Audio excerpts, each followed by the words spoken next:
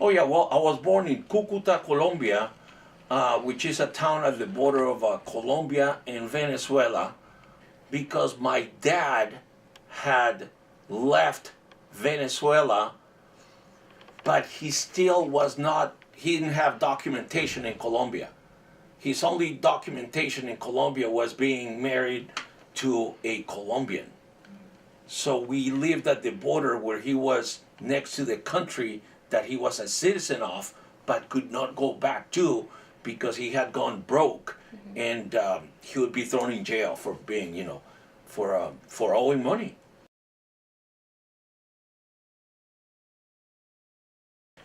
From Cucuta, we went to the capital of Colombia, Bogota. In Bogota, at first we were poor, very poor in Bogota. As time went on, my dad was able to make money to the point where we moved from the lower class, really from being people very poor, to the upper middle class. And that's when we came to the U.S.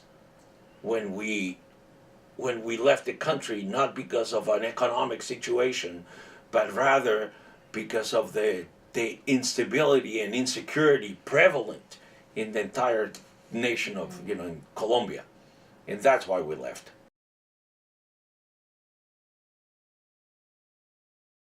Well, we started to look for a place to go in 1968. In 1969, we went to New York, and then we went to Hungary.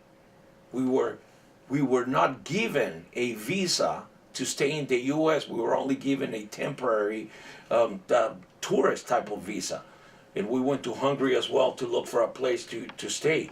But he continued to try to get a visa, and we first were admitted legally in the U.S. We didn't stay because my dad did not want to be illegal in any place, really. He was already semi-illegal in Colombia, and he just didn't want that. So we waited until 1973. So we first came as legal residents to the U.S. on December the 6th of 1973.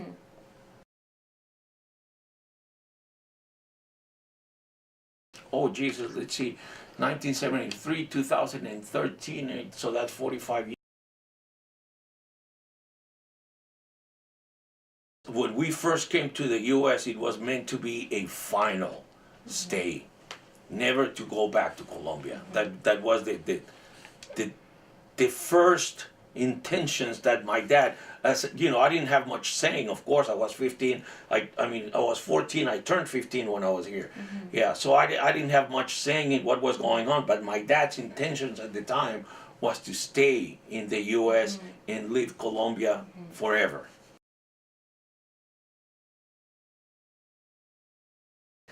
At first I didn't want to, only because I felt so very comfortable in Colombia. I didn't want to go anywhere. My friends and we were, we were okay in Colombia. I didn't want to leave. So when I first came here as well, is something that I found it to be.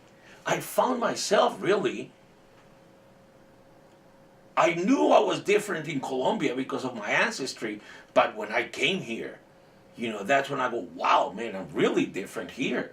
I thought I was different there. I'm really different here. It's a whole different thing. Because the place that we came to live was Houston, Texas. Among the my aunts and all the people. No one spoke Spanish. They all spoke German and Hungarian. So in the school that I went to in Houston, there may have been 12 Latinos in the entire school.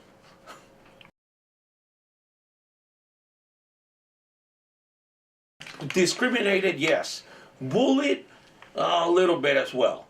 But discriminated, yeah. At the time, everyone said, in Texas, of course, everyone said, you're Mexican, you're a wetback. That's what it was. I was, to many people, I was a wetback. That's who I was. So much so that at school, I remember I remember this guy behind me called me a wetback. I never heard that expression before. I thought, he goes, yeah, wetback. And I was like, what do you mean? And I didn't even know what he meant. You know, and that's when he said Rio Grande, you know, and then he showed me swimming on the Rio Grande. And I was like, man, I didn't know what to say. But anyhow, so discrimination, yes. Bullying, yes, also. But at the time, it wasn't like here in California where it's such a big deal, that type of thing. It's something that you took and you defended yourself, and that was it. I mean, there was no room for anything else. But I should say that on the other hand, the teachers, they were great people. They were great people.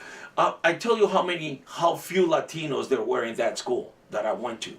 They assigned a student who spoke a little Spanish, because she had been taking Spanish for a long time, to help me out through the motions of the school and tell me, how things were going and, what I needed to do. I tell you, no one spoke Spanish. No one did. If there were, and I say 10 is too many. I think there may have been less than 10. I don't know. In the entire school.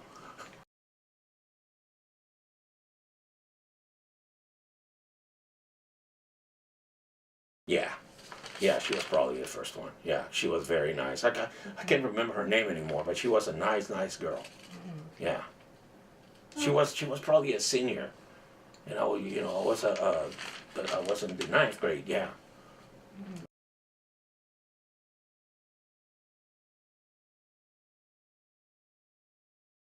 Many. I mean, I don't know how many students in the high school. A couple of thousand, maybe. Yeah, probably a couple of thousand or so. But there was no Latinos there, none. I mean, it was like it was either black or white.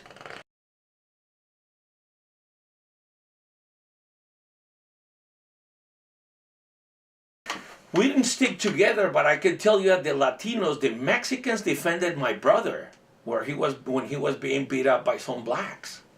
So I hate, and I'm not being racial here. It is what it is.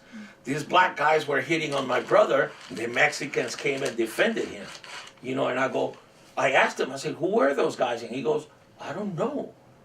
But we looked at him and we knew that they were probably Mexican, but that's all we knew. A few of them.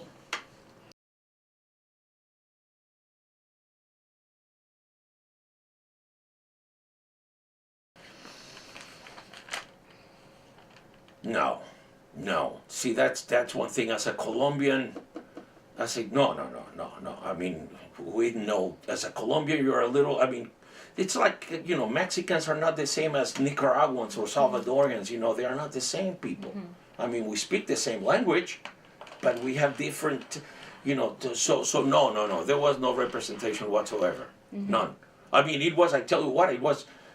If anything, the fact that you may be a descendant from Hungarians here in the U.S. At the time was a little better than being a descendant of Colombians. Somehow you were seen in a different light. At least you were half white, if you will. So that changed things a little. But no, I mean, I grew up in a very, very white society at the time, very white. That when I came to California, I was like, wow, man, look at all the Latinos. I mean, it was shocking to see, to see all these people, maybe I had always been among white people.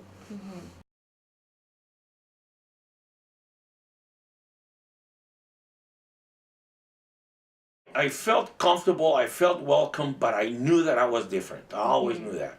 I knew it all the time.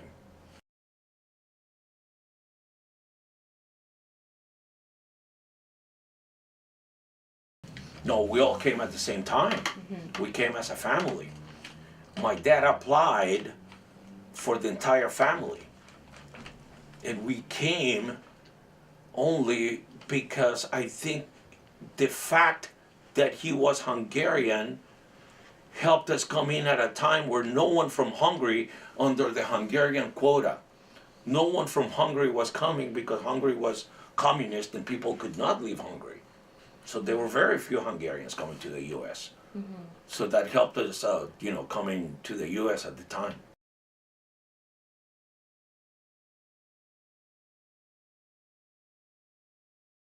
Well, one of the first things, of course, that we did is that my dad's sister said, well, one of the things that need to happen here is that the kids need to go to school.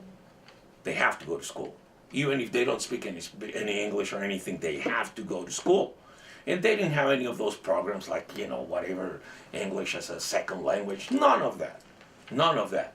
It was like, I remember my biology teacher, for example, I said something to the effect of, I don't know what I'm reading, I don't know what to write. And she goes, well, write the entire chapter.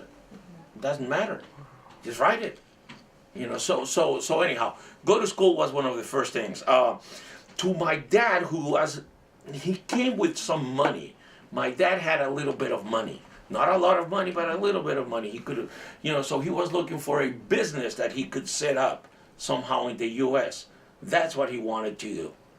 And he got a couple of jobs in the meantime, while he tried to get something going. Yes.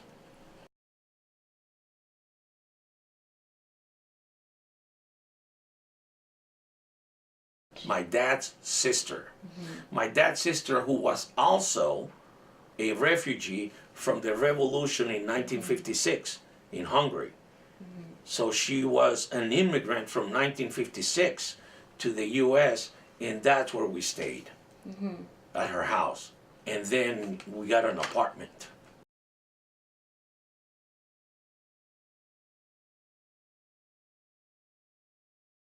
It was near her house, maybe 2 miles away, so we were near her, so she could help us navigate, the new country. So in that sense, we were also fortunate in that sense that we came as a family, and we came with someone who could help us navigate, the new country. The only thing is that my dad, what he wanted to do, and the things that he wanted to open up a business, and she didn't know anything. She was a biologist. She didn't know anything about this, about businesses. All she knew was biology.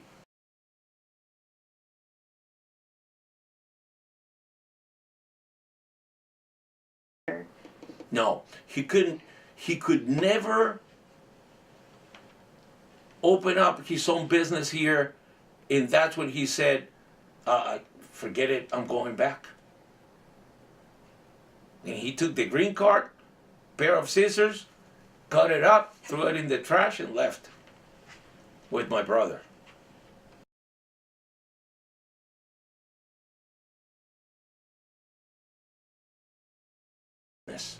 Any business, but the lack of knowledge that he had and the lack of direction that he had was so, to him, was an impediment. He goes, my God, I don't know if I'm going to lose all my money doing this or doing that, or, should I risk it all here? I don't know. So that's when he said, no, forget it, I'm going back.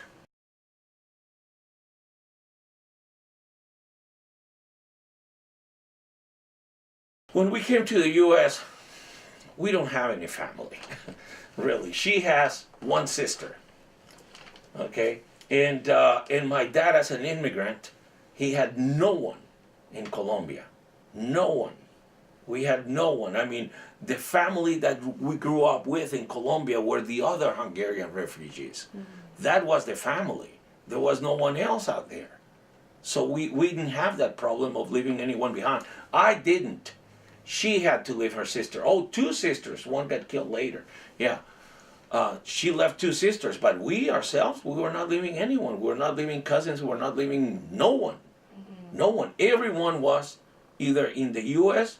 or in Hungary. So we didn't have.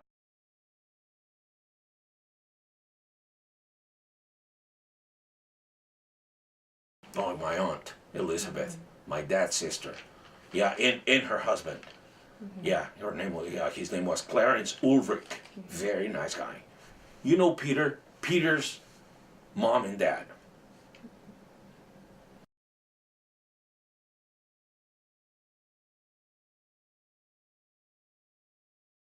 Yeah, I got a belt. I have a belt. I have the belt that I used as a kid, and I still got it in my closet. Why? I don't know. I don't know why. I still have that belt.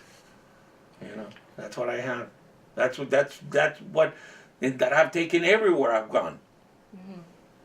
Is it symbolic? I don't know if it's symbolic. I know it's something that I can't wear anymore because it's a belt from the '60s. It's this thick. You know, I mean, you can't use it anymore. You know?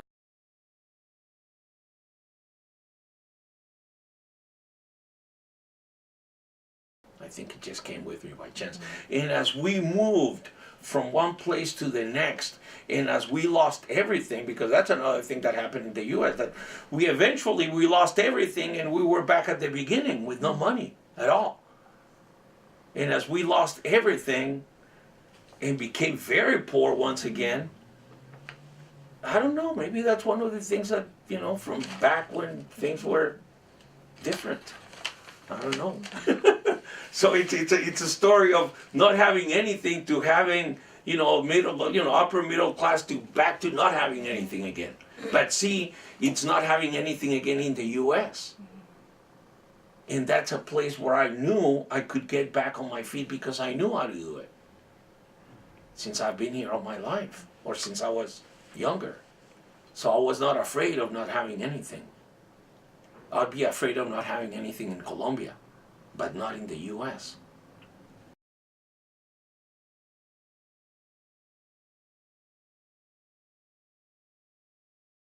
No, it was planned. My dad had been planning that since 1968, 5 years. It had been planned for 5 years. We waited those 5 years to be permitted to come to the U.S.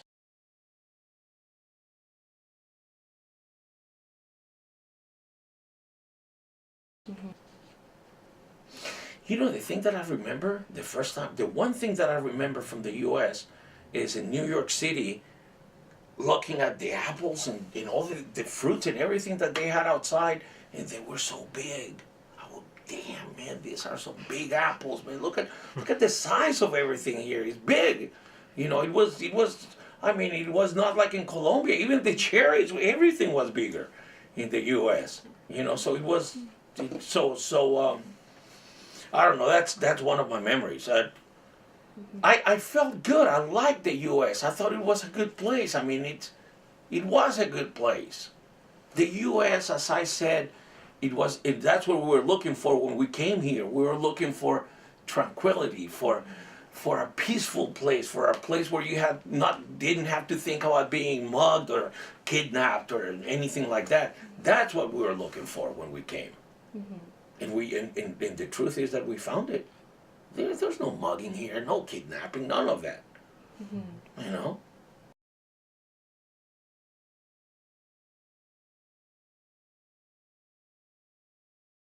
Of the U.S.? Oh, man. I thought it was. I tell you what, when I looked at all the lights and the roads and the cars, all new, everything was, I was like, wow, man. I was mesmerized. I was like, wow, really?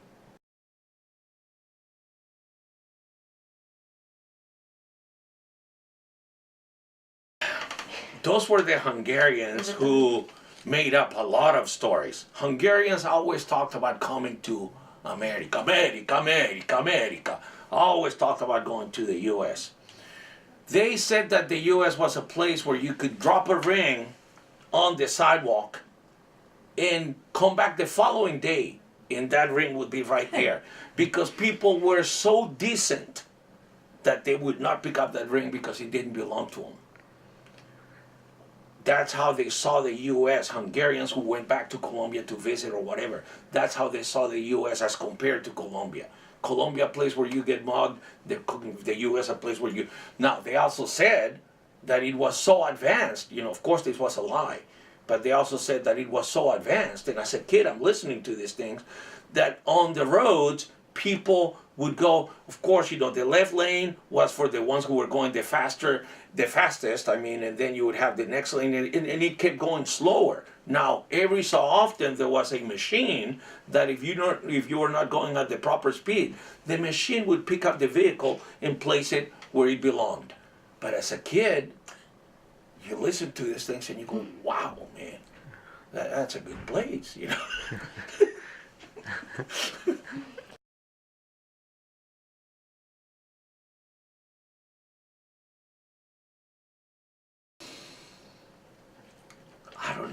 I remember we came to my aunt's house, and the following morning I woke up and it was winter. I was like, "Wow, man, look, it's winter," and look at all the grass, and there were chickens outside. She lived in like sort of a farmhouse out there in Houston. So I went out running and just doing things that I couldn't do. I mean, in Colombia, it was a whole different place. It was different. It was different.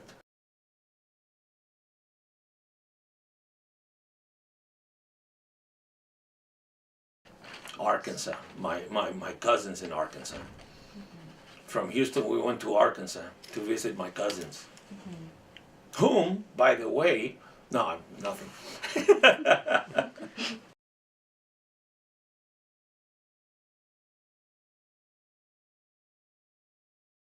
The first place where we landed in the U.S.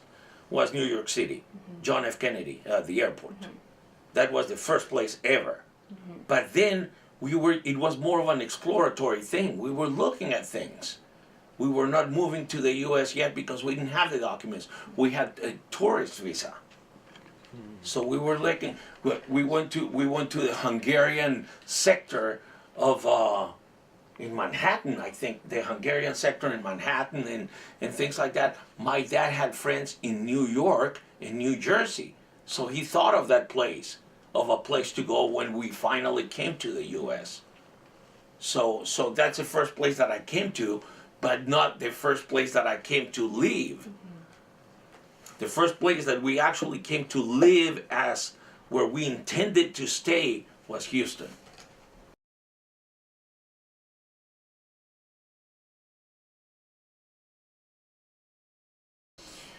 The hometown, the place that I came to was a lot more congested. It was a very congested, smaller, but much denser city with a lot of people out on the street and very, very dangerous out on the street. And here I came to Houston, which was more of a spread out, tranquil place where people went around doing their things, So it was more of a peaceful place. Very peaceful, very quiet as compared to Bogota.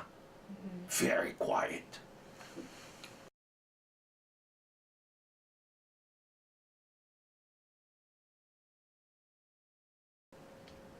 The Christmas lights. Yeah. They didn't have Christmas lights in Colombia.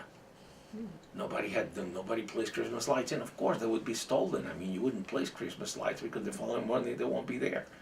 So, I could see, I was like, "Wow, man, look at all these lights." Yeah.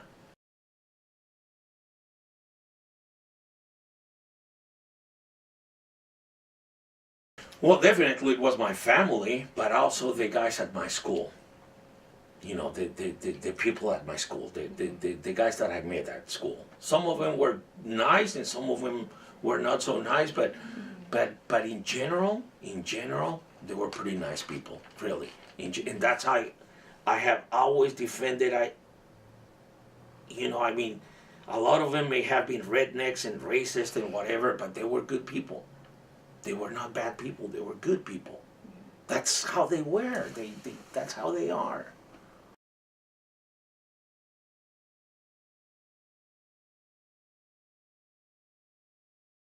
At the time, I didn't find anything offensive. As I said, I came to a place where since I was one of the few, I didn't know anybody else like me. No one else.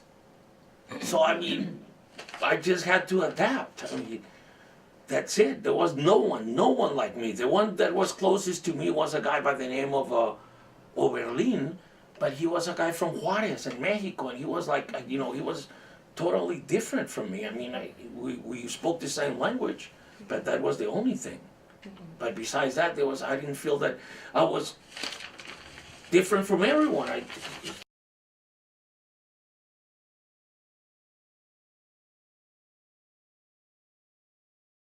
I think the most comforting aspect is that in Houston, in Texas, you could work 24 hours once you became, I can't remember if it was 15 or 16. And then I could work those 24 hours, and I had my own money to help pay for the rent, to help pay for the food, because by then it was just her and I. And we were poor. We needed. So by then, I mean, things had changed drastically in a couple of years,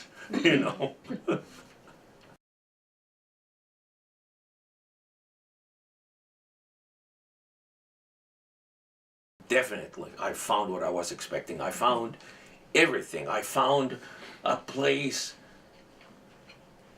where I can work, where I can make a living. I found a place where I don't have to be in constant fear. I don't have to be looking all the time.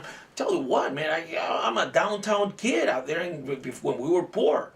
I mean, you had to guard the bread when they said, go get some bread. You had to guard it on the way back so it wouldn't be taken from you. So, I mean, I found a different place. It's a whole different place. And then I came to California. California is a very accepting place. It's a very liberal, if you would, place. It's a place where people can be themselves and not have to hide who they are.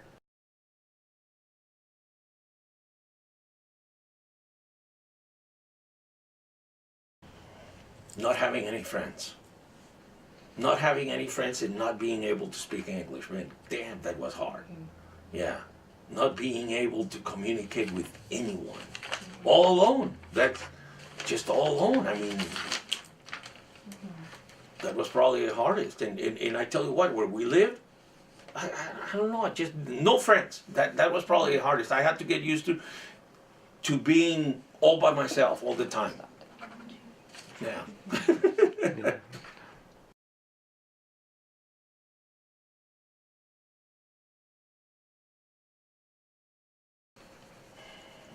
I think by the time I was 21, about 21 years old or so, then I knew that this was my place. That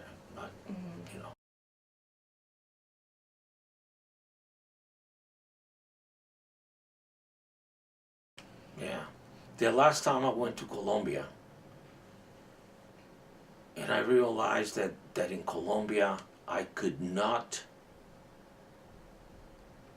support myself with the ease that I could support myself as a kid, as a non-professional, I could support myself here at the time with any job. I couldn't do that in Colombia. It was, and I realized that. I realized how different my life would be in Colombia. So I knew, and I felt more like, I still felt both places, but I felt more at home when I came to LA. LA is the place that really made me feel at home. Not LA. I've never been, I have been. Orange County? Yeah, Orange County. Yeah. This is the place that actually made me feel like, God, I'm home. Of all the places.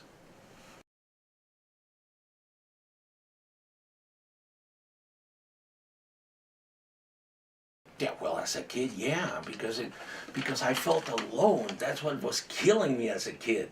That I felt all alone. I had no friends. I didn't know anyone, and that lasted for a long time, for a long, long time. Because I was really different. I mean, the people that I lived with, I was different. I was different. Even in high school, even in my 12th grade, I had one friend. Well, maybe I had a couple more.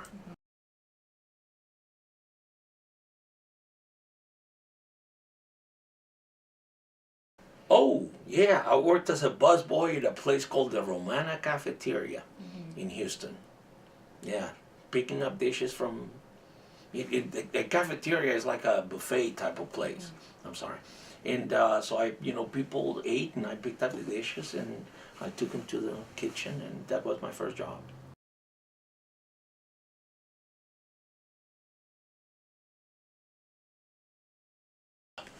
Well, I tell you what, the first American food that I tried, I mean fast food, because of course we ate, at my aunt's house, but the first one was from Jack in the Box, a hamburger. And I thought it was pretty good. I go, man, this is some good hamburger. I liked it, yeah. Jack in the Box. I mean, at the time when they had the Jack, that spoke and all that.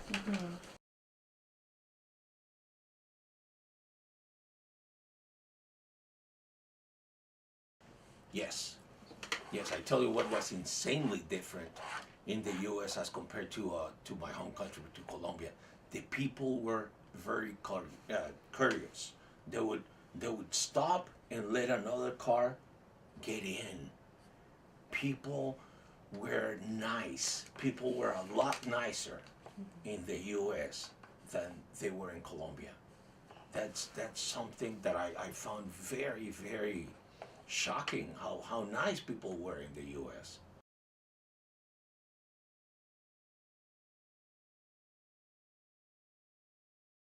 I think that the biggest adjustment that at least I made was getting used to the fact that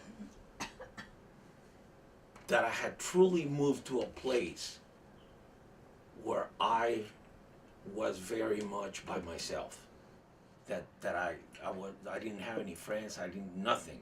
That I was. It was just that as a kid, I had to get used to the fact that I wasn't going to have any friends or anything.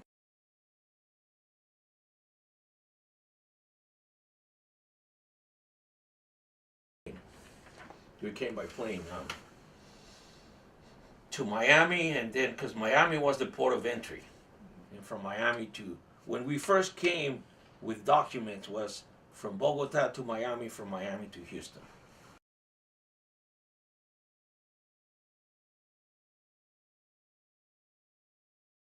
I was excited. One of the things that I was thinking, now I'm in the library here. One of the things that I realized a little bit later in life was that here in the U.S. I could actually go to school without having money. I didn't have to have money to go to school. This is years ago. I went to school here. I didn't have any money. I had no money. I went to Santa Ana College and to Irvine without any money. Things that I could not do. I tried. I mean, when I went to visit my dad, I tried Venezuela. In Colombia, I had to pay someone. Just people would ask for money to find you a place in the school. You actually had to be able to bribe someone to go to school. In Venezuela, I could go to school, so I thought of Venezuela, but there was no place like the U.S. I really, I went to visit my dad a couple of times, and I just wanted to get back.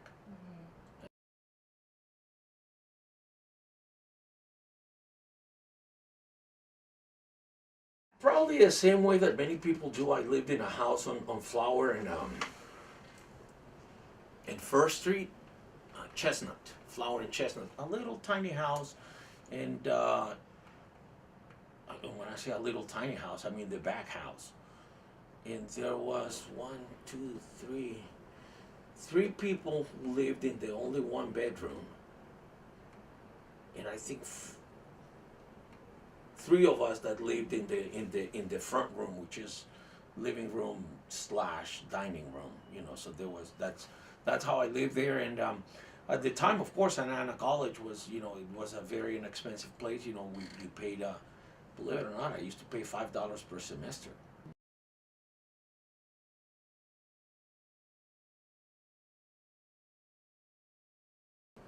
Recently, 4 years ago. 4 years ago. Yeah, I went in and I looked at the old house, and my mom wanted to take a picture in front of the house, and how did I didn't feel, I felt a loss for them, not for me.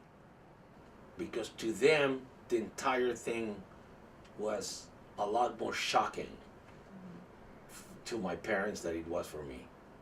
You know, to them it was the loss of the house, the business, of everything they ever had. But none of that was mine.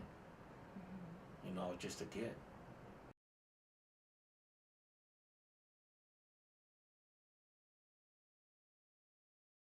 You were here? Not anymore. Not anymore. No, it's the only one barrier. I don't feel discriminated upon any longer. I felt discriminated upon for a long time. But that's something that you get used to. You get used to that. I mean, where it doesn't bother you anymore. Where even though you know that some people may not like the fact that you may have an accent or you came from somewhere else, but it doesn't matter anymore. There's a point in life where, you know, where it's been so long that the truth is that I've been here longer than some people who were born here. So.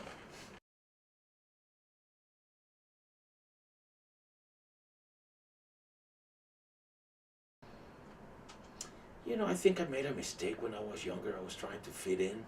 I was trying to fit in with the people around me who were unlike me, but I wanted to fit in. And so trying to fit in was an obstacle because I couldn't be myself, when in reality I should have just have been myself. It would have been a lot easier to just be myself.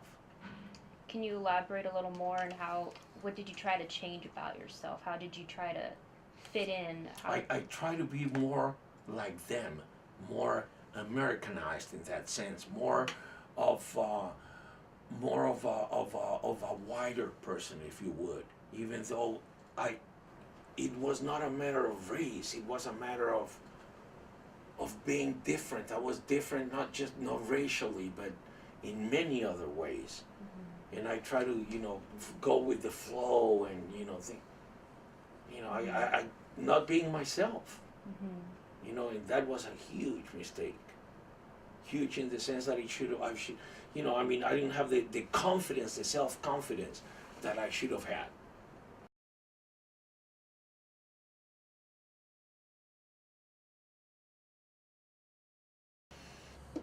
No doubt the U.S. is a better place, in my opinion. No doubt. It's a better place in the sense that a common person can live a decent, maybe you may not have a lot of things, but you will always have enough to eat, you will always have a place to sleep. So it's easier in that sense. There's not the fear of poverty is not as acute as the fear of poverty in some other place. Some other place, you know, that being poor is being dirt poor. You know, not having enough money to buy one egg, which is what I found myself some years later with my dad in the country in Venezuela, in Colombia, where we had that one day we had money for one egg for both of us.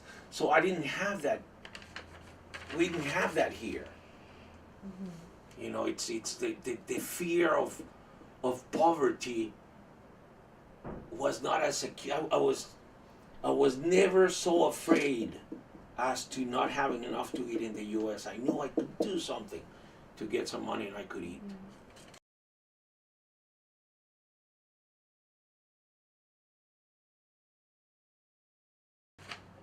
I don't know if this is a tradition, but one thing that I never did was to hang around with guys and drink beer and things like that. I never did any of that. That's something that really was here.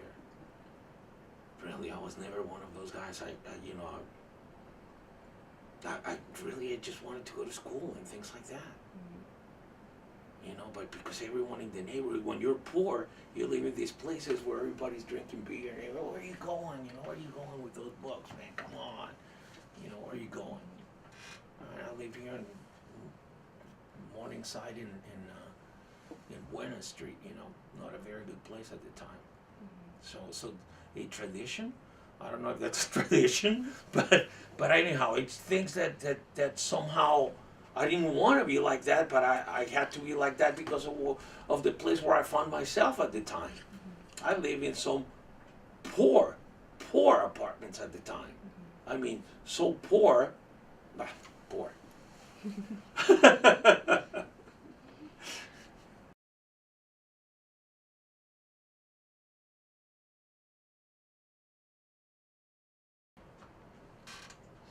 No, the only thing that reminds me of my first home in the U.S. is the place that it's Houston, Texas, at 6434 Dale Road.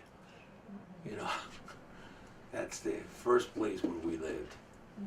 There's no place like that. Even when I go to Houston, I drive by. Yeah. Did you?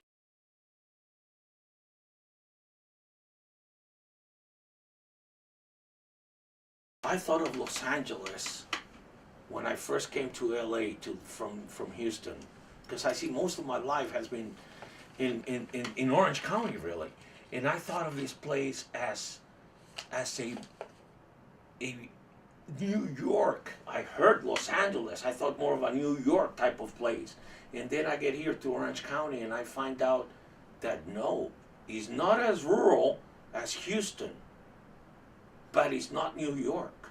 Neither one of the two. So maybe I had seen too many movies about Los Angeles, and you know, I expected another place when I came to LA. But anyhow, I don't know if that applies to the migration, but I think my migration at least has to be separated between the time in Texas and the time in California, which is an entirely different place. I mean, things changed for me in California. In California, I finally felt home. I go, man, I like this place. Yeah, this is where I finally, here in Orange County, is where I finally felt that maybe I have come to the right place.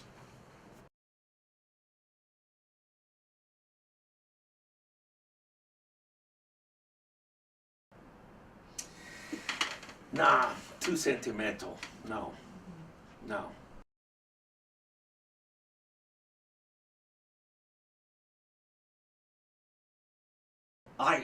As I said, we first came because we wanted to get away from the violence in Colombia. But from Houston, the reason that I came to California is because I met some people from California also who said California is like this and like that, and they talked to me about California, and it sounded like a better place than Houston. And at the time, I came here first. At the time, I thought, well, I think I was 19. I go, why not? Let's go to California, see what is there. And I don't regret it at all. I made the right move. I think, in my opinion, I probably live in the best place in the world. I wouldn't exchange this place for anything else.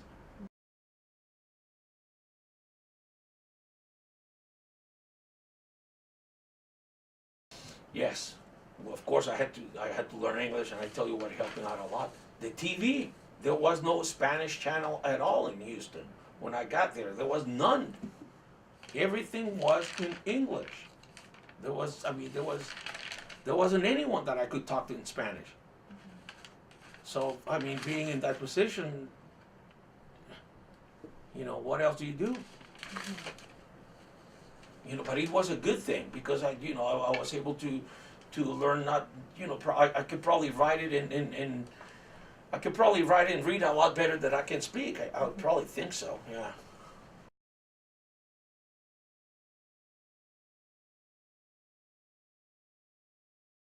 No, in my case, I wasn't separated. No, in my case, you know, of course, most of the family lived in Arkansas or Houston. The only, maybe I had a little part of the family, which was my mother's sister, but we were never close, so we didn't have to stay in contact. I lost, I lost contact with everyone. I didn't have, you know, it was just being by myself. I mean, my mom and I.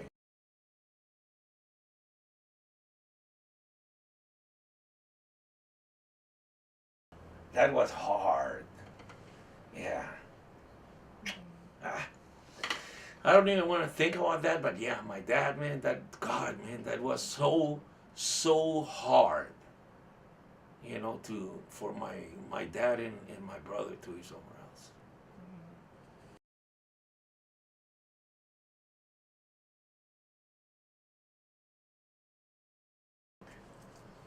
No, it wasn't challenging. I mean, on our case, I was eligible to become a citizen in 1978.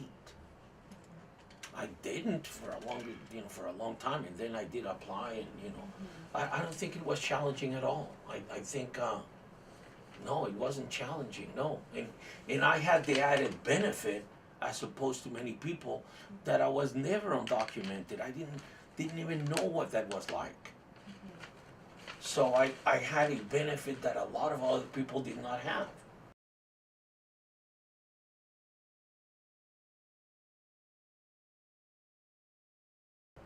Oh man, believe it or not, Orange County. Yeah, that's what I think. When I get to Orange County, I know that I'm home. Why? Maybe because I've been here for so long. I've been here since I was 19. Yeah, 19. And I'm 59. I've been here for 40 years. I've been here for a long time. I've lived here longer than any other place in the world. So of course it is my home.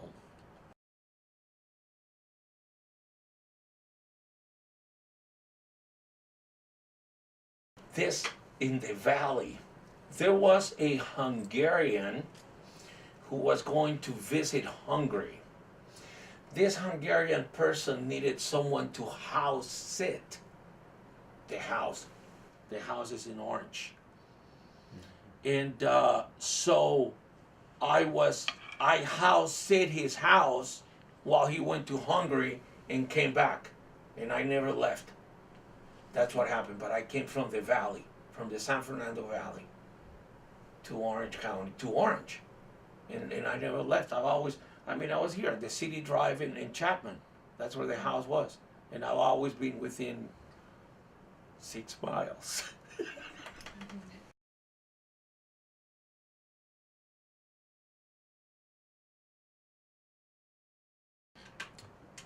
Orange County is the first place where I felt really welcomed. This is the first place where I felt like, no, this is a nice place. I can be here. This is the first place where I felt that I was not so different from everyone else. There were other people like me, Really, this is the first place where I felt like that. Yeah. I didn't have a job, so I started to walk down on Main Street from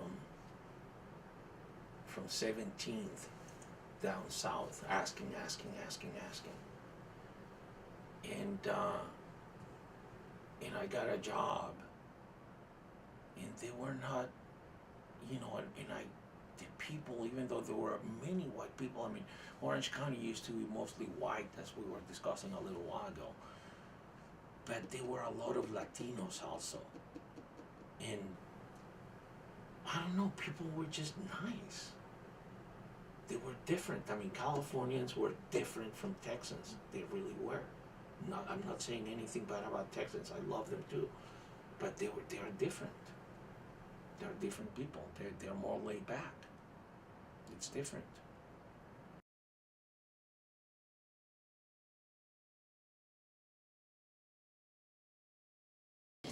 You know one thing that I learned in the U.S.? The value of work. The place that I came from, what was really looked as something that would be good, something to be expected, was to either be a businessman or enrich yourself at any cost. At any cost. You know, in here in the US, I learned that working for a living, having to work, is a good thing. I didn't bring that with me. Matter of fact, I went back a couple of times and people criticized people here in Colombia because they work, you know, this and that. And so anyhow, one thing that Colombia as a culture had was a disdain for those who work.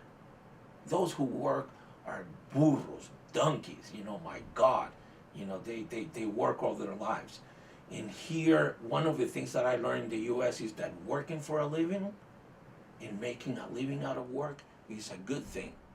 And you're not seen as some lower class person just because you work, which Colombia is a very classist society where class has a lot to do with who you are.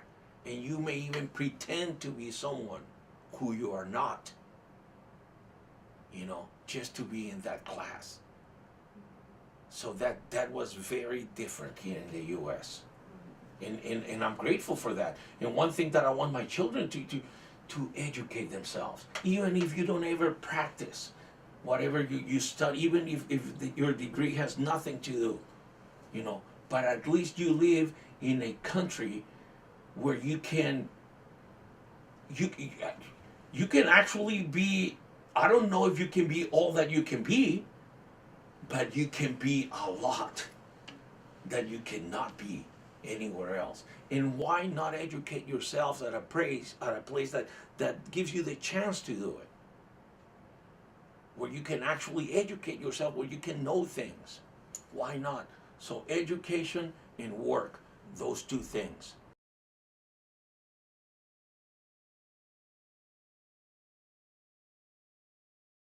Thing you would have changed?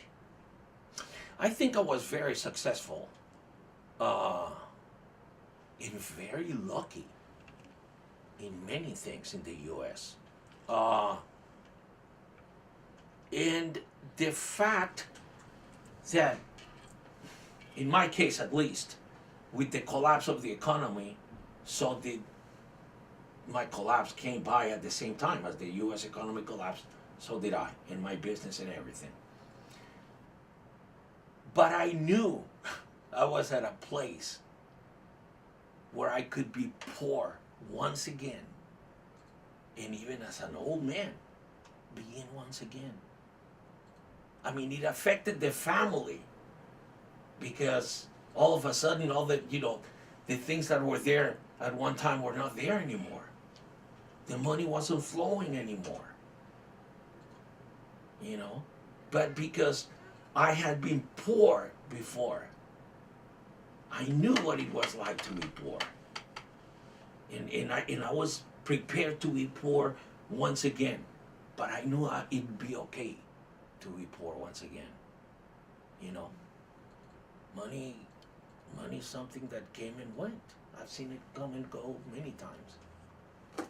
Not just in my dad. My dad died with one suitcase. A guy who had money died with one suitcase.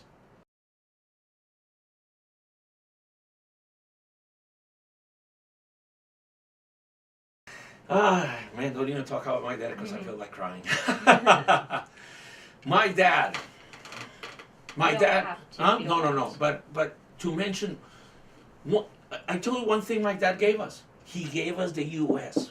That's what he gave us. He personally did not like it. He had his own reasons. But he gave us something that nobody else could have given us but him. He gave us this place. This is my dad. I'm here because of my dad. He brought me here. He brought her here. He brought my brother here. He gave us the U.S. He gave us a new life. He gave us, as I said, a chance to be poor and not starve if we are. You know, he didn't know he was giving us all this. For a while, he thought he had taken us to the wrong place. He thought so, but we didn't.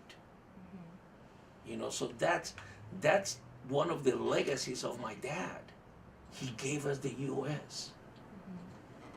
You know, and he showed us, and because he was an immigrant all his life. My dad was born in Hungary, but he grew up in Belgium, in Germany. The war ended, he went to Venezuela. He was always a foreigner.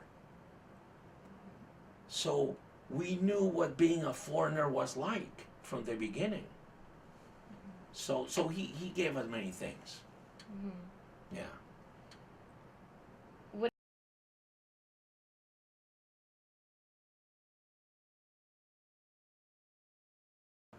I would say, go there, do as you see, do not do, leave behind the things that may bother those in your new country.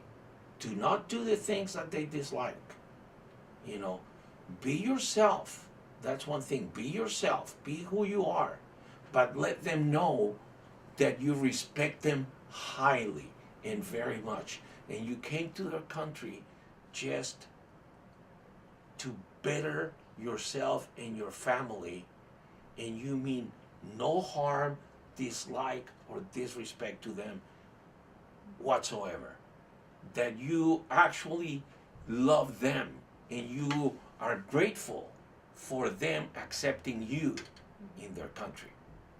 You know, you gotta have gratitude for people who have accepted you among them. You know, they didn't have to accept us here. So you need to be grateful. And once you begin doing what once you begin working and everything, don't compare yourself to other people. Don't think about going back to the place where you came from. You're here now. This is your home. This is it. If you're ever gonna go back, that'll be in the future. I don't know when. You know, but for now, and maybe my situation was different because I came when I was younger. But for now, this is it. This is it. And it's a good place. So work, be decent, abide by the law. Don't do things, you know, that will go against these people that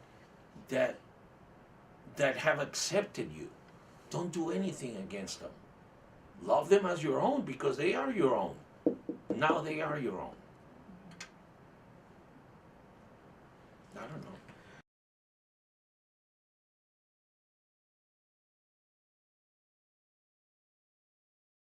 The only thing I would like to add is that I'm very grateful to the people who accepted me initially in Texas, and very grateful to the people that I found here in California who taught me a lot of things.